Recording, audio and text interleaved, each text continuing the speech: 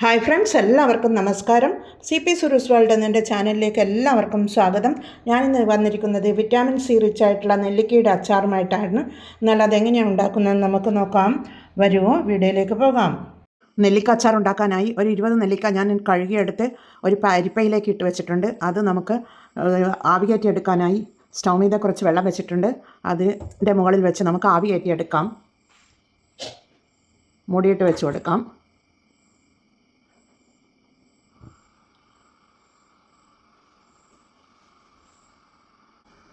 മൂടി തുറന്ന് നോക്കാം.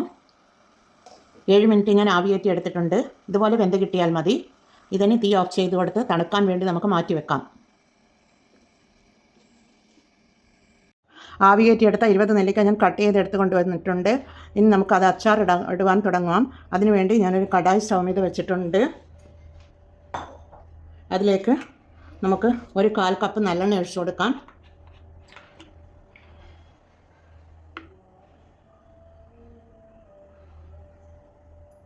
കപ്പ് നല്ലെണ്ണ ഒഴിച്ചു കൊടുത്തിട്ടുണ്ട്. എണ്ണ ചൂടായി വരുമ്പോൾ ഒരു 1/4 ടീസ്പൂൺ ഉലുവ ഇട്ട് കൊടുക്കാം. മുഴുവനായിട്ടുള്ള ഉലുവയാണ് എടുത്തിട്ടുള്ളത്. പിന്നീട് അതിലേക്ക് ഇഞ്ചി വെളുത്തുള്ളി ചതച്ചതാണ്, അതുകൂടി ഇട്ട് കൊടുക്കാം. തീ കുറച്ച് കൊടുക്കാം. പിന്നീട് അതിലേക്കൊരു 10 കാന്താരിയാണ്, അതുകൂടി ഇട്ട് കൊടുക്കാം.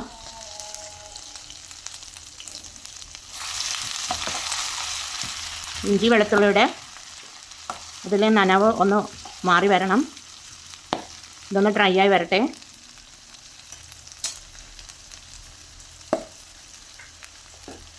പിന്നീട് അതിലേക്കൊരു കറിവേപ്പില, ഒരു തണ്ട് കറിവേപ്പിലയാണ്, അതിട്ട് കൊടുക്കാം. കാന്താരി ഇട്ടത് കൊണ്ടാണ് ഇങ്ങനെ പൊട്ടിത്തെറിക്കുന്നത്. അത് ഹോളായി തന്നെ ഇട്ട് കൊടുത്തത് കൊണ്ടാണ് അങ്ങനെ.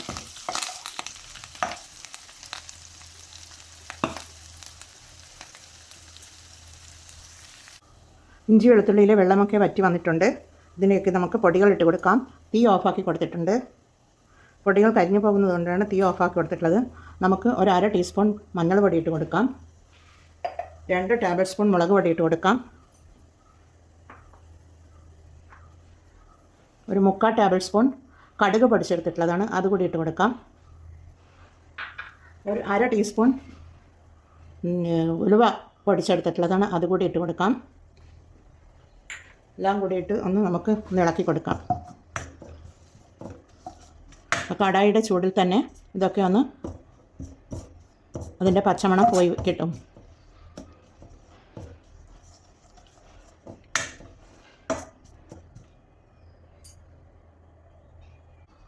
തീ ഓണാക്കി കൊടുത്തിട്ടുണ്ട്.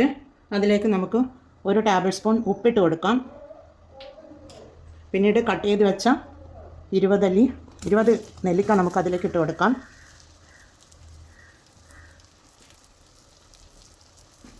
എല്ലാം കൂടി നമുക്കൊന്ന് ഇളക്കി കൊടുക്കാം.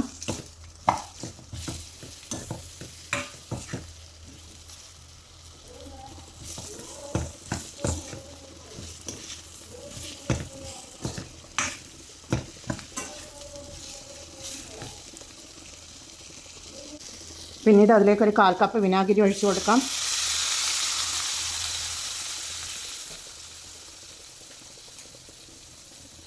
പിന്നീട് ഇതിൻ്റെ എരിവൊന്ന് ബാലൻസ് ചെയ്യാനായി ശർക്കരയാണ് ഞാൻ എടുത്തിട്ടുള്ളത്.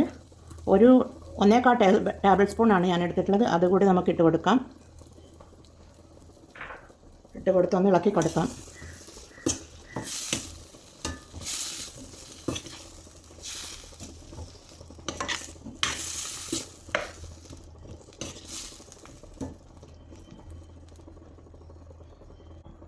കുറച്ച് ഉപ്പ് കുറവുണ്ടായിരുന്നു.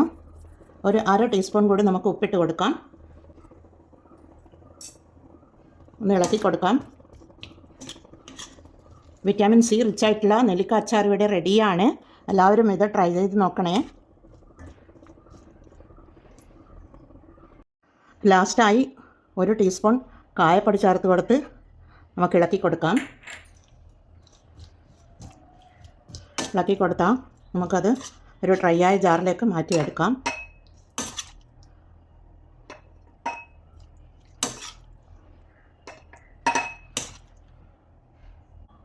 ലാസ്റ്റിൽ നമുക്കൊരു ഇൻഗ്രീഡിയൻറ്റ് കൂടി അതിൽ ചേർക്കാനുണ്ട്.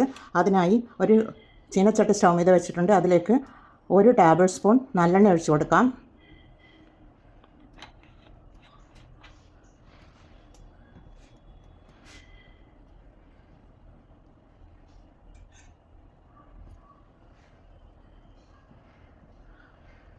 ഇതൊന്ന് ചൂടായി വരട്ടെ.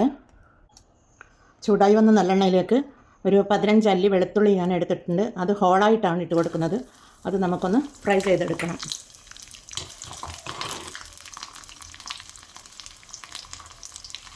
ഒന്ന് കളർ ചേഞ്ചായി വന്നാൽ മതി.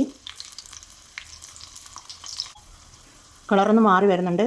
നമുക്ക് തീ ഓഫ് ചെയ്ത് കൊടുക്കാം. ഇത് നമുക്ക് ഈ ജാറിൽ മുകളിൽ ഒഴിച്ച് കൊടുക്കാം.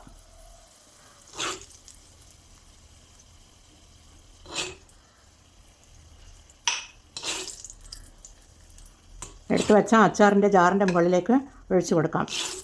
ഇങ്ങനെ ചെയ്യുന്നത് കൊണ്ട് കേടുകൂടാതെ 2 ആഴ്ച വരെ പുറത്തിരുന്നു കൊള്ളും. അച്ചാർ പുറത്തിരുന്നു കൊള്ളും.